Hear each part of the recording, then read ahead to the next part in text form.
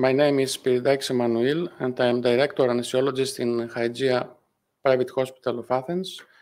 And I will present you some key points regarding anesthesia for minimally invasive cardiac surgery.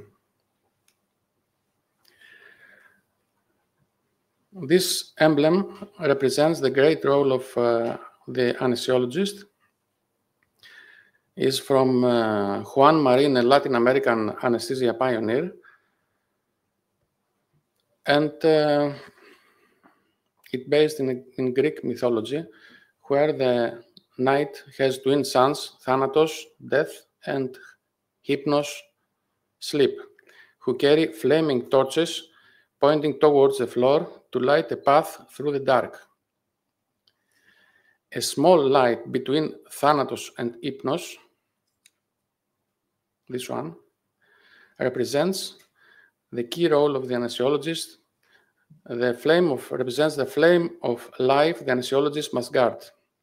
The upper half of the emblem shows the rising or setting sun of consciousness. So minimal invasive cardiac surgery. This is the most common approaches, surgical approaches. In the upper and to the left, we can see the approach for total endoscopic aortic valve surgery. Lower and to the left, we can see the surgical approach for minimally invasive mitral valve surgery.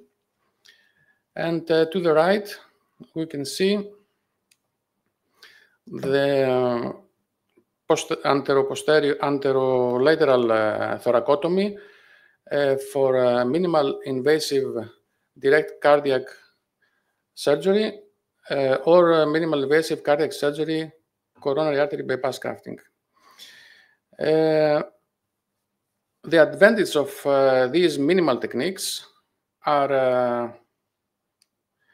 down here: faster recovery times, minimal tissue injury, reduced blood loss, lower infection risk, enhanced cosmetic outcomes, shorter hospital stays, quicker return to daily activities. Regarding the history of cardiac anesthesia, in 1953 is the introduction of CPP, something which changed the world of cardiac surgery. In 1972, we have the intra-aortic balloon pump, and don't forget here the first publication in 1962 in American Heart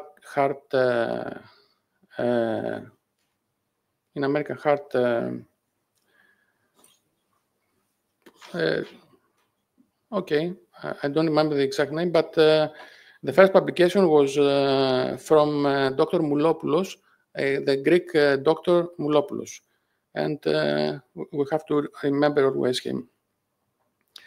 In 1979, we have the PA catheter. Also in 1978, we have the high-dose fentanyl anesthesia. This is a protocol of anesthesia, but now we don't use it because we had frequent arrests during induction of anesthesia and very late emergence from anesthesia, so we don't use it anymore.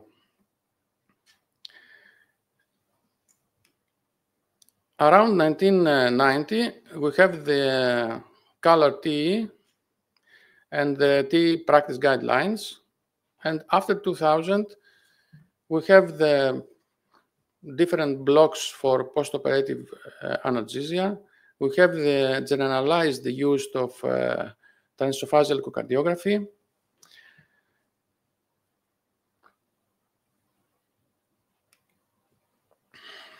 Mix means team approach, and team approach means good communication between surgeon, anesthetist, scrub nurse, perfusionist.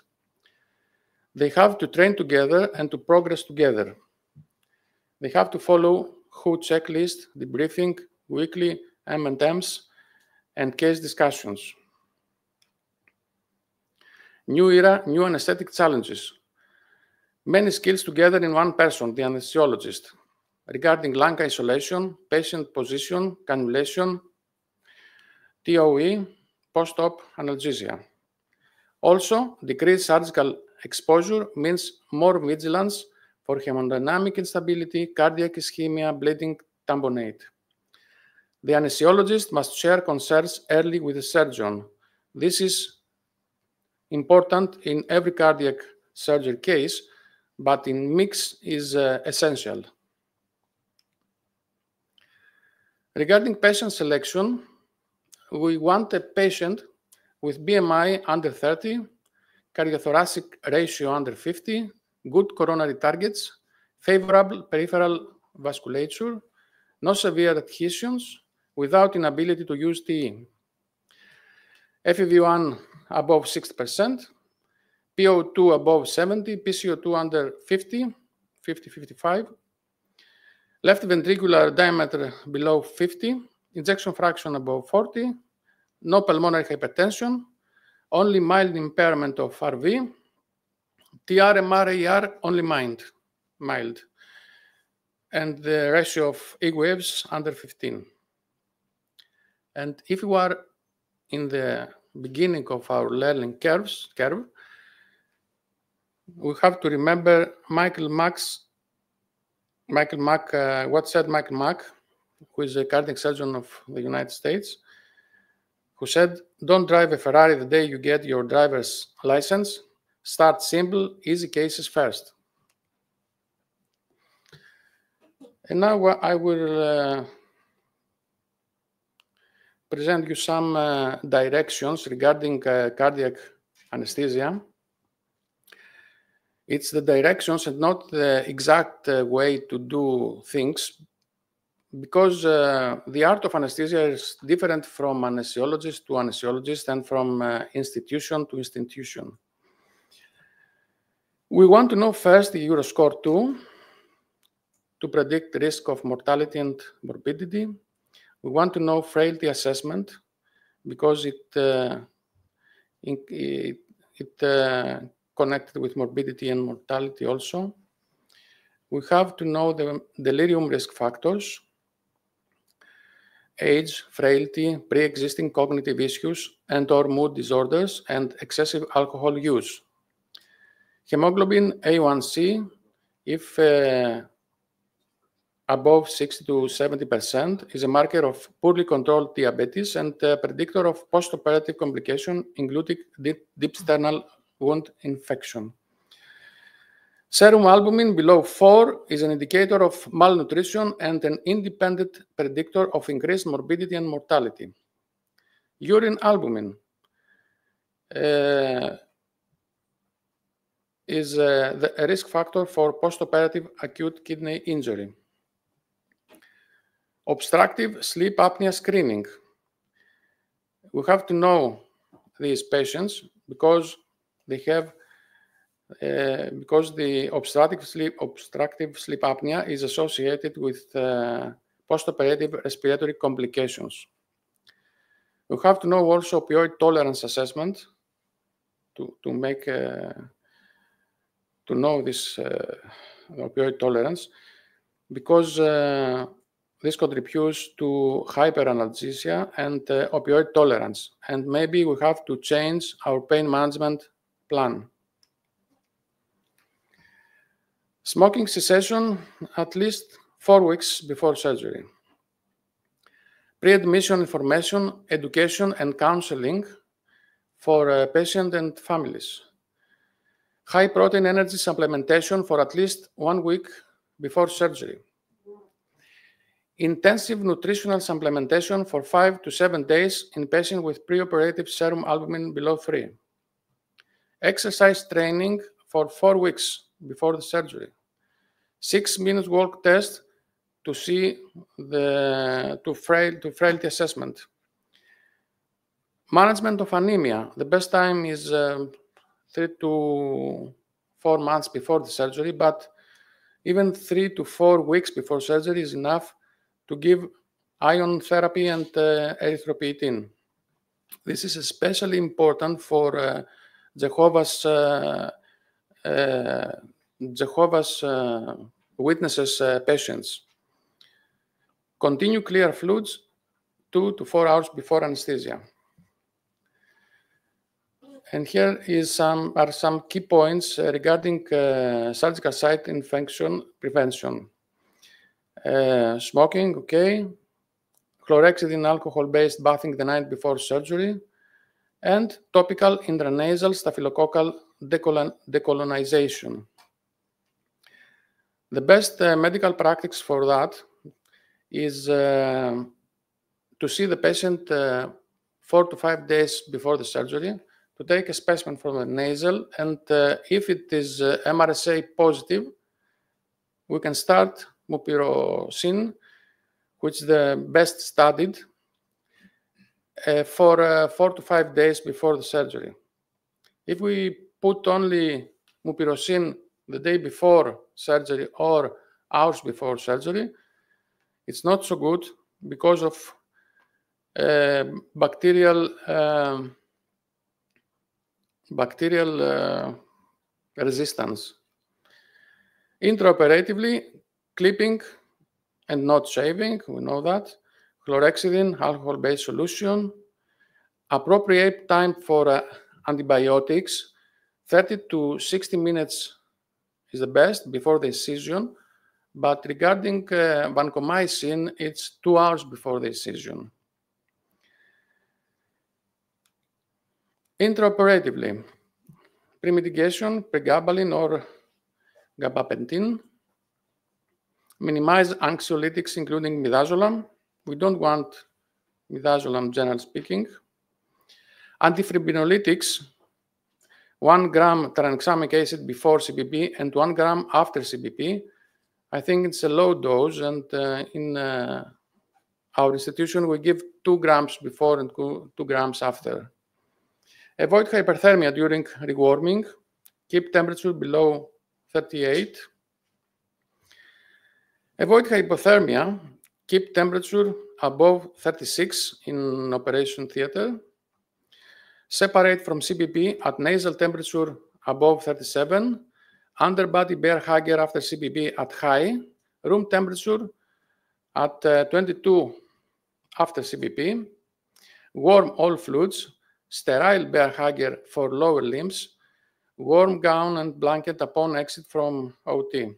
Avoid sternal wound and donor site infection, as we mentioned before. CBP management, optimal flow 3.2 liter per minute per square meter, zero fluid balance, minimize vasopressors.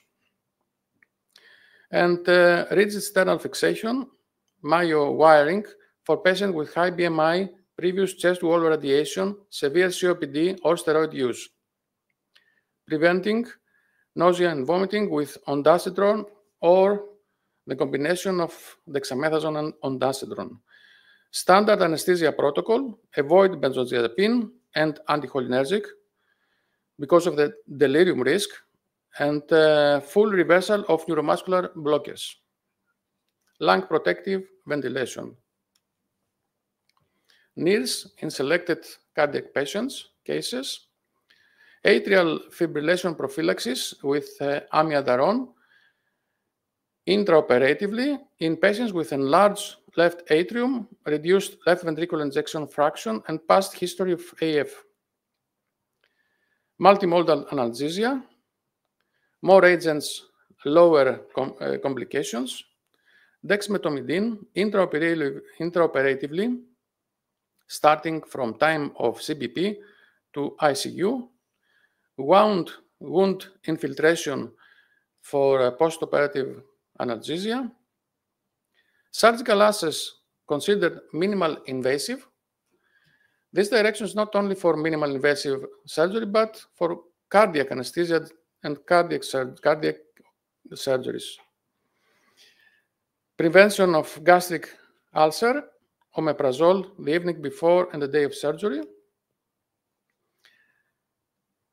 About blood conservation in cardiac surgery, we have here the strong regarding the strength of recommendation, and the A regarding the quality of evidence. And this is the use of antifibrinolytic, off-pump cardiac surgery, retrograde autologous priming, acute normovolemic hemodilution, and the use of point-of-care tests. Postoperative analgesia.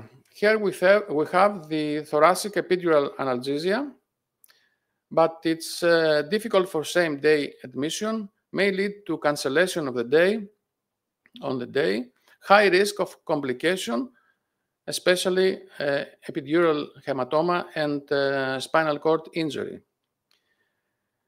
There is also the paravertebral block, intrapleural block, intercostal nerve block, and also serratus anterior plane block, pectoralis facial 1 and 2 blocks, erector spinal block. From my experience, in thousands of cases, cardiac cases, I think that thoracic epidural analgesia is the best of all, but it has limitations. The other blocks are good, but not enough to relieve 100% the postoperative pain.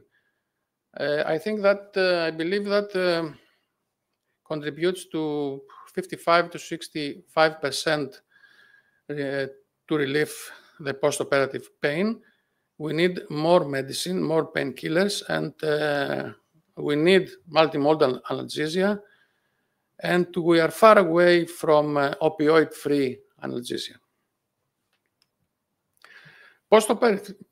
Postoperatively, remove the nasogastric tube, early extubation in operating table or within 2 hours of ICU arrival, sedation continuing with dexmedetomidine in ICU, avoidance of hypothermia, maintenance of chest tube patency, no milking or stripping tubes, active tube clearance device, early thromboprophylaxis, early detection of kidney stress, detection delirium screening once a shift in the ICU, glycemic control, fluid therapy near zero fluid balance, multimodal analgesia. LA local anesthetic infusion for the pain, postoperative nausea vomiting prevention, ondansetron, diet support, iced chips when extubated, diet as tolerated after passing swallow test, gum chewing 3 times a day. Bowel motility, laxatives from postoperative day 1, lactulose. Postoperative investigations in first 24 hours, drains lines removal, patient care, family conference, patient brings own preferred music, shower on postoperative day 1, allow patients own clothing, spectacles, hearing aids on postoperative day 1, allow newspaper, TV, iPad, laptop. And physiotherapy begins at the day of admission in ICU. Physiotherapist, upon patient arrival, assess calf force, airway reflexes, and mobility score. 3 hours after arrival, sit on bed, transfer to chair, resistive exercise on upper and lower limbs, and when seated, intermittent non-invasive ventilation and flow incentive spirometer, and physiotherapy in post-operative day 1, and discharge criteria of pressure agents for up to 3 hours with systemic blood pressure above 90, SpO2 above 94,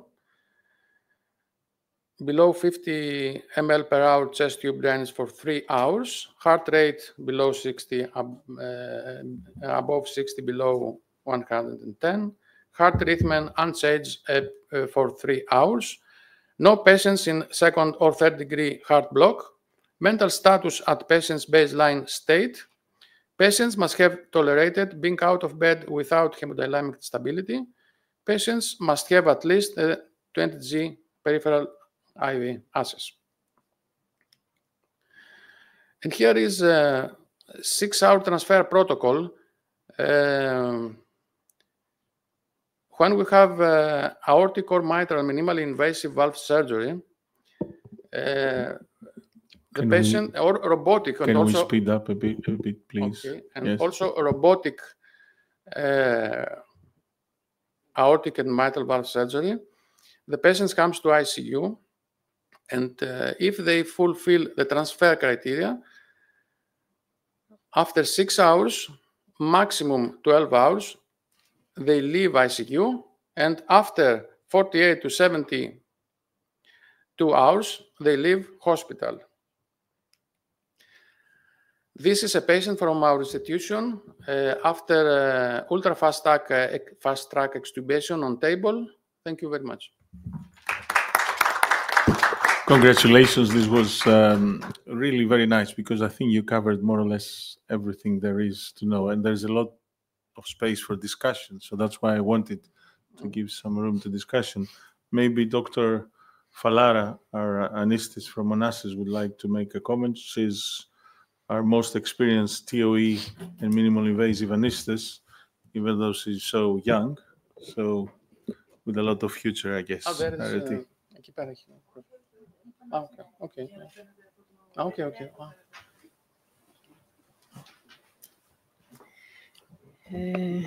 Thank you for the invitation.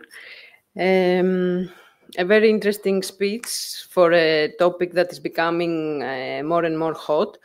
I would just like to make a small comment on the role of the anesthesiologist in this setting, because I think that in the setting of minimally invasive cardiac surgery, the role of the anesthesiologist becomes more and more crucial, because this kind of procedures, they are not possible to be carried out without the use of transesophageal echocardiography that the anesthetists do. It is imperative, that there is guidance through transesophageal echocardiography for many reasons, for the placement of the cannulas, for the CPB, mainly for the venous return. In addition, what? No, for the airing, yes. The small incision doesn't give the surgeon the opportunity to have access to the whole image of the heart. So the echo, we are in some way the eyes of the surgeon in order to monitor systolic function of the heart, to monitor that the cardioplegia is effective, to monitor to assess the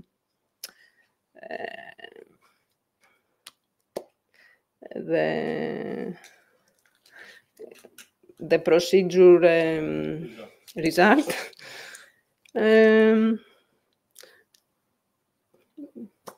Very nice, very nice. Thank you very much. I think really it's a relief for the surgeons too, because it's always the anesthetist's fault, isn't it, when something goes wrong?